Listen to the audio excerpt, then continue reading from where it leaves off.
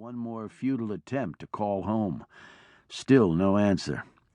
And returning the phone to his pocket, he swung around slightly on the bar stool. "I'll be damned," the newcomer exclaimed. "Dr. Kenneth Glass from Emory University Hospital? The people at Disneyland are right. It is a small world."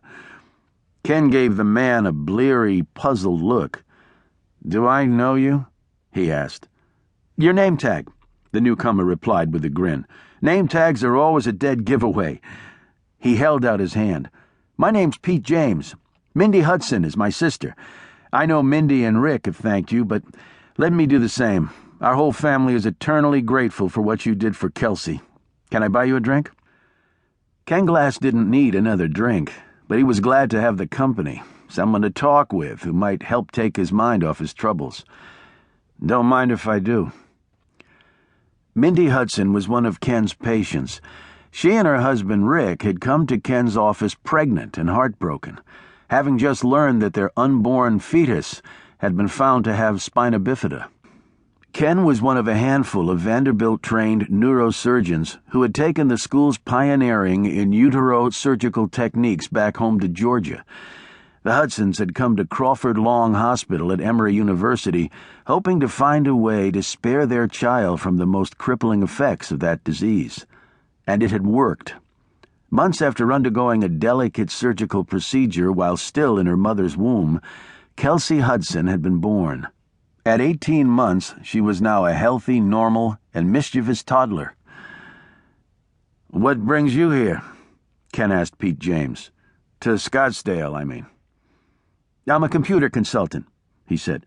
"My company specializes in internet security systems. I'm in and out of Phoenix a couple times a year." "Have you stayed here before?" Ken asked. "At the Babacavari?" Pete returned. "No, first time. I told my travel agent that I wanted to try someplace different, and she booked me in here. It's pretty nice, don't you think? For a hotel, that is. When you stay in hotels all the time, they can get pretty old. What are you doing here?" "Convention," Ken replied.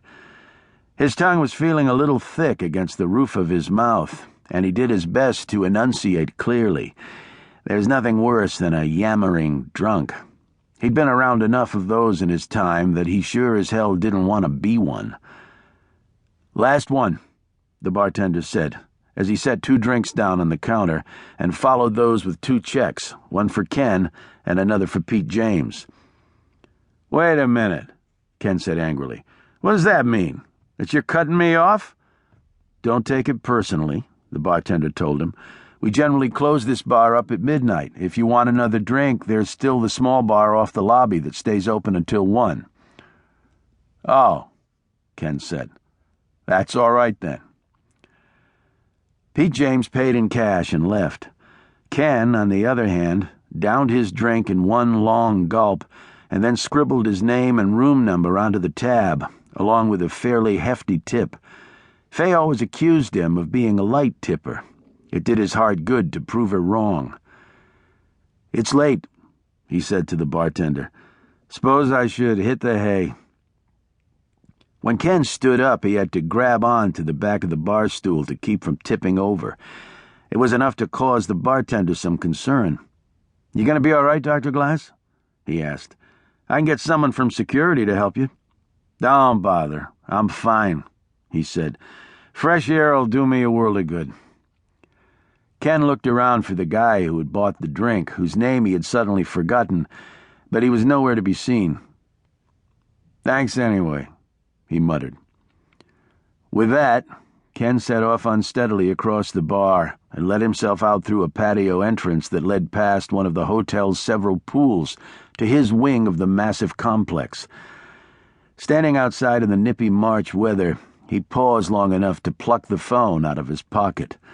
Once more he tried dialing home, and once more the phone rang and rang in a house where nobody answered.